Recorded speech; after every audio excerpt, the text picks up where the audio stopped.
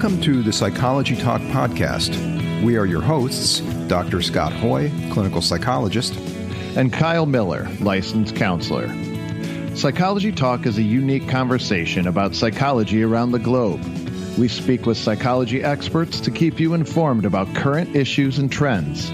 We advocate toward reducing stigma and educate about mental health.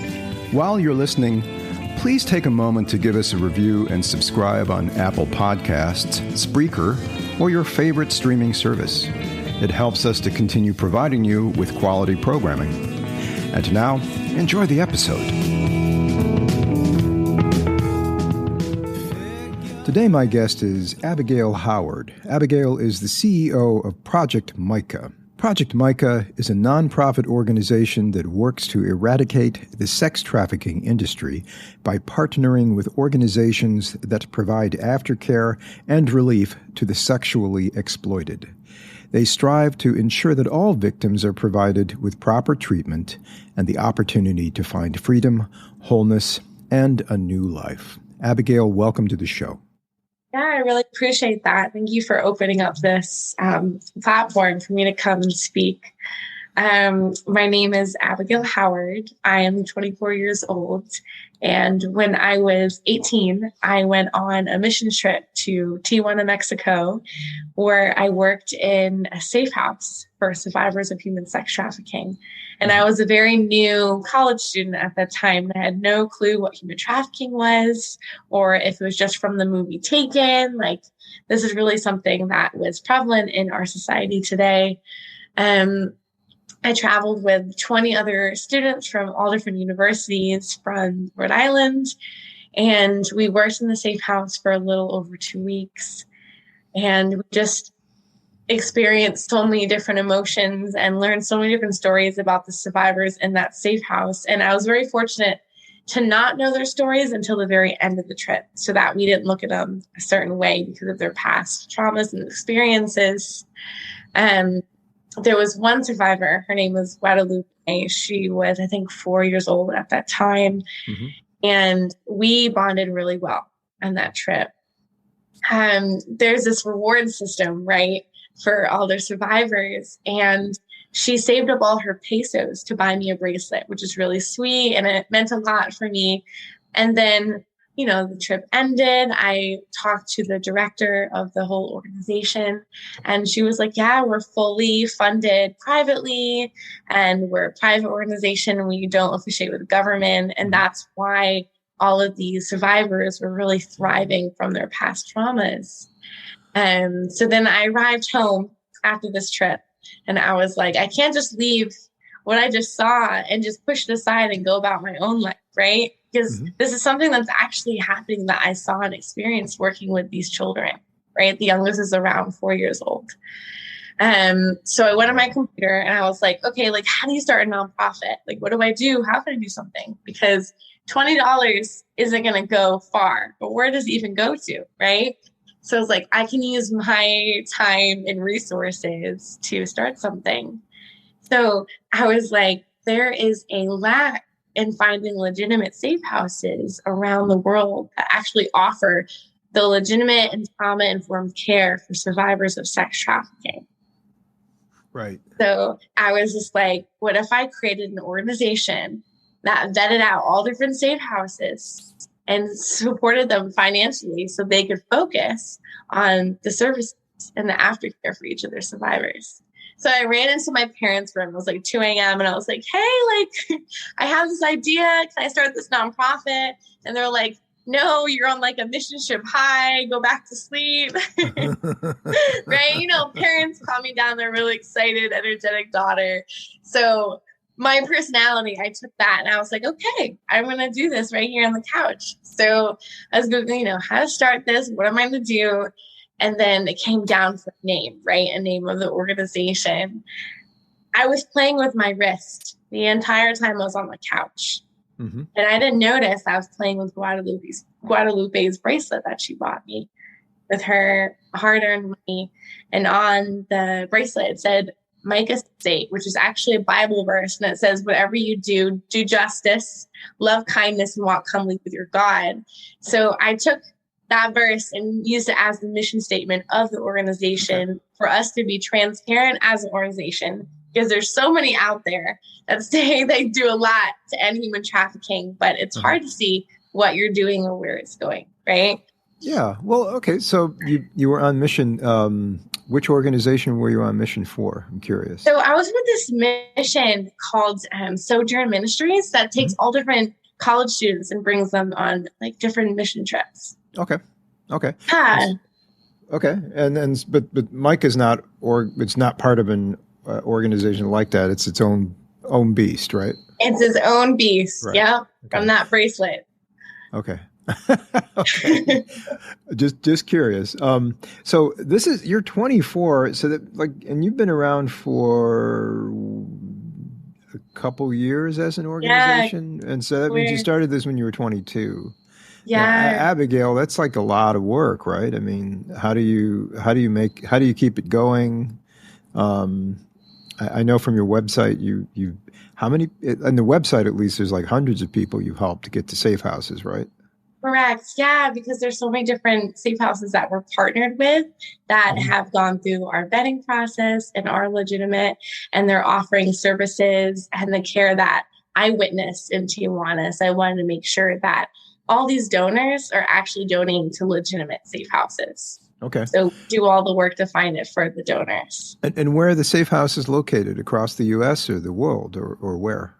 So the majority right now is in the U.S. because there is this stereotypical fact that everyone believes that human trafficking just happens outside of the United States, but it's just as prevalent as it is internationally as it is nationally. Well, maybe you can talk a little bit about the statistics then, which might surprise people. Start with the United States. How many people in the United States are being trafficked now?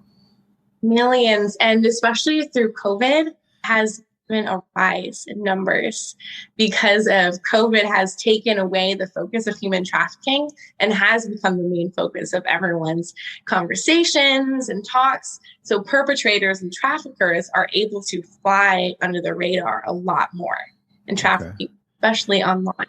Well, I know that domestic violence has risen simply because if everybody's locked away, their abusers can more readily abuse them. So, and domestic violence is a part of human trafficking huge issues. Part. Yeah, a huge part. Yeah. And people are bored, right? With COVID behind closed doors, that inspires people to go out and find things to do. Correct. Temptation comes to rise, you know? Yeah. Okay. Well, fortunate. So what are the numbers? It's millions in the United States? I mean, is there any particular figure that you can share with us? Yeah, no. So I don't want to state it off my head and give you a false number because that's really important as an organization. But I can be sure to direct you to so many different websites that have the exact numbers. But unfortunately, you can't have a recent number because it's always growing because of how fast this crime is becoming popular, because there's a saying, right, with drug trafficking versus human sex trafficking. Drug trafficking is a one-time use, whereas humans, can be used over and over again. Hence why there's such a rise in human sex trafficking. Mm-hmm. And it's not just, there's also slavery across the world. There's labor trafficking, correct. Trafficking, yeah. People can be used over and over again. For various things, right? Various reasons. Human power.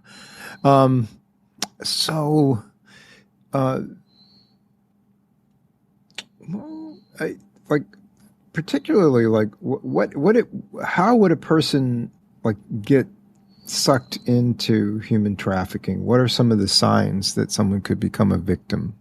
No, that's a really good question. I know I referred earlier to the movie Taken, right?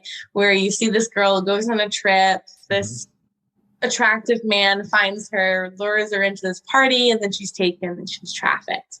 Yes, that could be a potential way, but it's much more intricate than that is, right? It could be a false relationship. There's something called grooming, where someone finds a victim and they groom them, whether it is buying expensive, nice things or using verbal grooming, right? And they're like, you're such a great person. I need your life more, making someone feel like they matter and appreciate. It could be relationship grooming. It could be a fake boyfriend. It could be a fake friend, or it can even be online, forming relationships, meeting them, and then being mistaken. Or it could be starting with your dealer. You can be addicted to drugs, right? And then your dealer's like, hey, if you want more, come do this for me. And you're reliant on this. So sometimes in those states, you have to do something to make it work, to make ends meet. Or there could be pornographic images of someone, and they could threaten, hey, I have these images of you. I can share this with your family. Do this for me. Okay. And so, there's not just one way for trafficking. It's not throw you in the car and you're taken. So there's a ton of manipulation that goes on. And, so much. Yeah. And so it's hard for people to parse out what's real. It sounds like they manipulate their sense of reality, the victim's sense of reality, and completely use a lot of fear. Completely. But they do specifically target people that are vulnerable, right? And low self-esteem, right? Depression is huge in our society. So people are more and more victimized because depression is so high. Right. Yeah, absolutely. Well, and so with the typical person who's involved in sex trafficking or just human trafficking, the typical victim are they from a particular social economic status as well? Low income people mostly that are exploited? There is a larger percentage to lower income victims, but like I say, crime does not discriminate. If a trafficker finds you, is intrigued by you, they will find a way to get you under their wing as they're good. Just unfortunate. Okay. And what are the demographics as far as like gender differences between? Yeah, that's really good too, because initially I thought only children, some women are trafficked, right? But boys and men are also trafficked just as much. Okay, so just as much. Just as much, but it's not talked about. So I feel like numbers are even higher. We lack as a community specific and accurate data as to who's actually being trafficked and the gender differences, right? So talking about men and boys that are also trafficked, that there's a lack in that because our society shares how men are strong, masculine, and this doesn't happen, right? But it does. It just, our society hushes that men. It's unfortunate. So, I'm sure that the same thing I'm sure there's higher numbers of sexual crimes and domestic violence towards men that doesn't get reported as well. Yeah. Correct. We lack correct numbers when it comes to statistics. I wish there's more recent and more studies done. Well, maybe you can kind of take us through what it looks like when someone reaches out to you for help. Yeah. So we reach out to different safe houses and we want to know like what they do, how they offer services. And then I personally visit each safe house, have a conversation with their director, see their programs and their aftercare procedures, and see if they have any treatment facilities or is it just solely a safe house. And treatment facilities are usually like temporary places where people can go right out the street. And then you have survivors that are in like a permanent home. And then sometimes the safe house can raise them all the way until they're 18 and they can put them through college, which is really great. So it sounds like these are people who are in their early teens to late teens? It ranges. Okay. As young as the youngest survivor that I have met was 3 years old. Oh, good Lord. Yeah. That's yeah. Very extreme. And the age just goes on and on because sometimes when you're trafficked and you are rescued or you do break away from it, unfortunately, there is a high amount to go back what they're used to. So the age does get higher as time goes on. Okay. Well, so people wind up kind of like being stuck into it as almost a lifestyle or just what they're used to. They're used to Correct. doing that. Yeah. Okay. Correct. So a lot of people that don't understand human trafficking always say, why is the percentage of human trafficking survivors rescued so low? And that percentage is right now 1% to 2%. Just 1 to 2%. Just 1 to 2%. And now think how much money is being raised consistently to end human trafficking. Millions and billions of dollars, but still that number is staying from 1 to 2%. Well, I know that you're a 501c3, but where does most of that money, not obviously, I'm thinking not really pointing you out and your organization, but where does all the money go? Like with the millions that are being, or billions that are being raised? Correct. No, right? So that is a huge part of our organization, Project Micah. 100% of our funds go directly to the safe houses. All our staff and volunteers are professionals in their own lives that work pro bono for Project Micah to use their skills and talents to work on ending the prevalence of human trafficking. Well, that's excellent. Yeah. So whatever money that you can get, it's going to the safe houses in order Correct. That we vet. Yeah. Instead of saying, hey, and trafficking, and then not knowing where the money goes.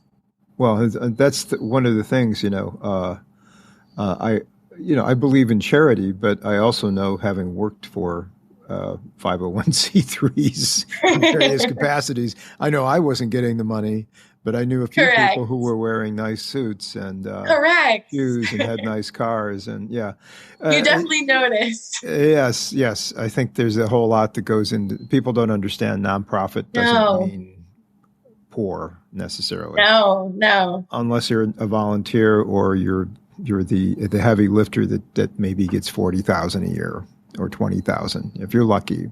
Yeah. Correct. So, well, that's good. I'm glad that you saw that as an issue, and it's self-sustaining. Project Micah has been self-sustaining thus far. It is. It definitely is. But I'm really grateful for everyone around the world, staff and volunteer-wise, for volunteering their time and efforts and talent to want to do something and want to change the problem that we currently have. So you have just amazing to see like-minded people come together. You have volunteers from all over the world, Abigail? Yes. One of them, she's all the way in Puerto Rico. Wow. Okay. Well, that's technically it should be a state, but yeah. Technically, right? Right. Yeah. Far enough. I'm sure a lot of people would like that in Puerto Rico and elsewhere too. But okay, so one in Puerto Rico, but you were open to working with people all over the globe if they're all over. Yeah, I've had people from Europe work, from people from Mexico that did some work all over. Okay. Wow. Okay. So only 1% of people actually are rescued. Human trafficking. Yeah. Does that mean the majority of them die within slavery or within a sex worker position? Yeah, it could be death. It could be re-entry back into it, or just be never leaving, because that could be the best hope that they have. Because sometimes victims come from a really even worse lifestyle situation. Yeah. Right. And they're being supplied with drugs. They're being supplied by alcohol. Sometimes they're bought stuff. Sometimes they can live normal lives, go to college, go to school. But at the end of the day, they come back and do what they have to for their pimps and traffickers. Wow. Okay. Yeah. Wow. And is there any, it kind of, it makes one think that there's some sort of organized ring that is doing, or organized rings that are doing it. Is there much organization behind who is doing the trafficking, or is it just individuals and small groups of black market slave traffickers, basically? Definitely a ring of people that have power, that are abusing their power and are allowing this to happen. Who would you venture to guess is allowing it to happen? Is it? I feel like anyone can have an evil side, because once money comes involved, will change. Their morals and their standards definitely change. Okay. But our criminal justice system, I'm sure not everyone there is perfect. And I'm sure people are usually paid off and bribed, and money sometimes looks better than what, like you said, a $40,000 salary. Okay.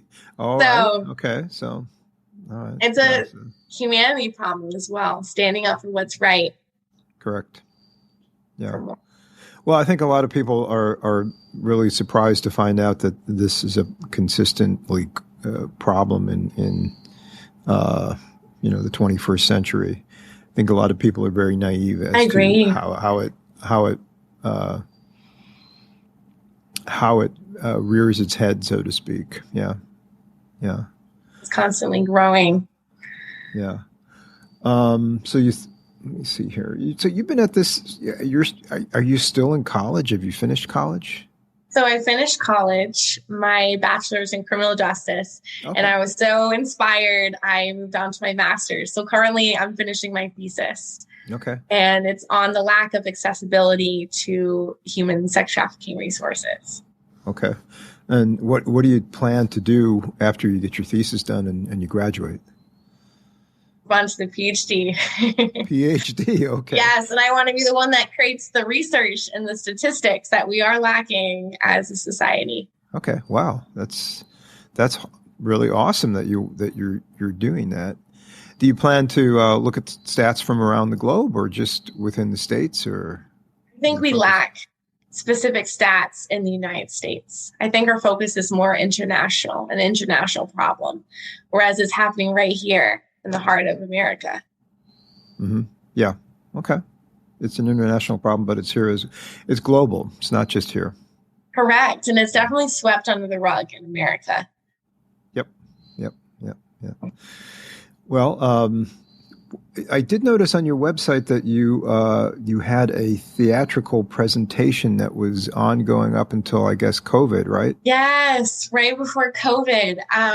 Something about myself is if I have free time, that's bad because I always do something with that free time. So I wrote a play in my bedroom, and it was a play that turned into a musical that told the story of 3 different survivors that was inspired from different survivors. Okay. 1 male and 2 females in 3 different situations, sharing how they were trafficked and if there was a way out and how that happened in the actual safe house. And then after that, we had a panel of like-minded professionals that are in the field of human trafficking, people from working with immigration that do experience human trafficking victims, the FBI, and then different professionals in regards to human trafficking. But the whole event was free for the public, which we strive to do every time. And it's an educational resource for everyone. Okay. How many times have you gotten the cast together and a place to put it on and done it? Just 1 time, 2 times? So we did that twice, and then we were able to record it. So that recording has been sent to a lot of different places.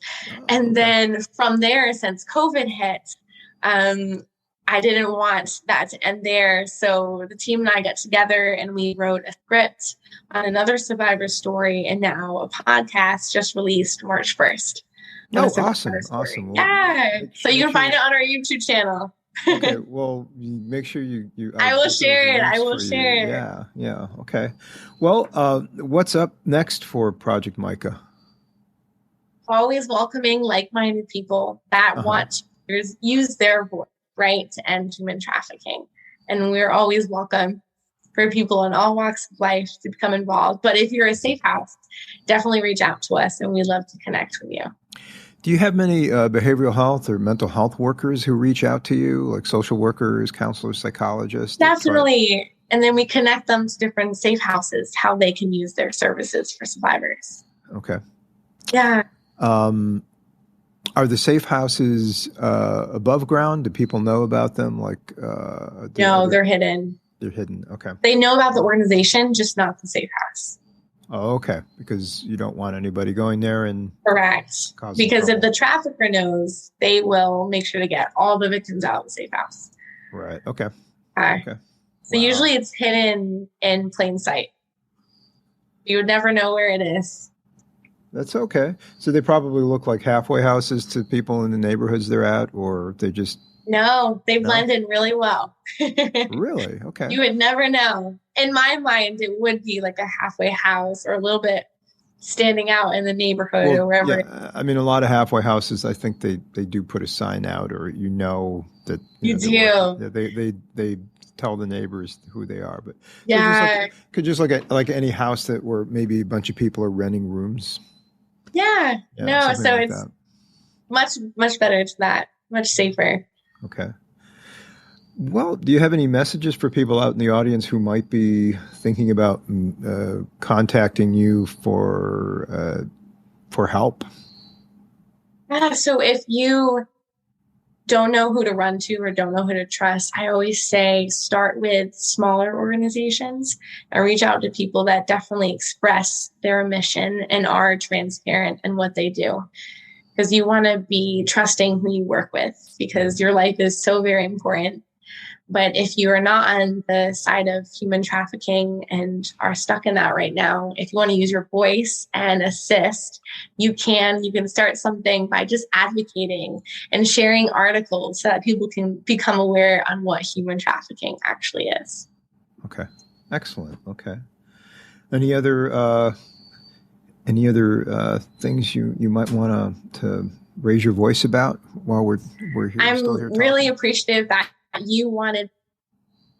No, you're fine. Sorry, the connection. I'm really appreciative that you personally reached out and you wanted to learn more about human trafficking. Okay. Well, no, I think it's important. It's not just that I wanted to learn. Of course, I am an information hog and I like that information. That's great. But mostly so I have that in the background, because even though I'm in private practice now, I can still smell things going on in the background of people's lives sometimes, right? And it's good to know, to have my antennas sharp about things. And if something were to happen, if something were to come up, if I get a call from somebody, even if I can't see them for something, I could refer them back to you perhaps for... Correct. And who to direct them to. Exactly. And also people will be able to listen to our conversation today. It'll be evergreen, as they say on the internet, out there for people to have access to, so that they might be able to help others or themselves get out of this horrible situation. I agree. No, thank you so much for taking the time. Yeah. Is there anything else you wanted to share about Project Micah or yourself, Abigail? No, just go ahead and share, because that's the best way of being involved in the organization or anything. Okay. All right. Well, thank you, Abigail Howard. And just let us know. There must be a website for Project Micah. Yes, maybe we can sign up with that. Yes, it's projectmicah.org. And how do you spell that? Mica is Micah. Projectmicah.org. Okay. All right. Well, thank you, Abigail. Thank you so much for being on the Psychology Talk podcast. Thank you so much. You have a great day. You too.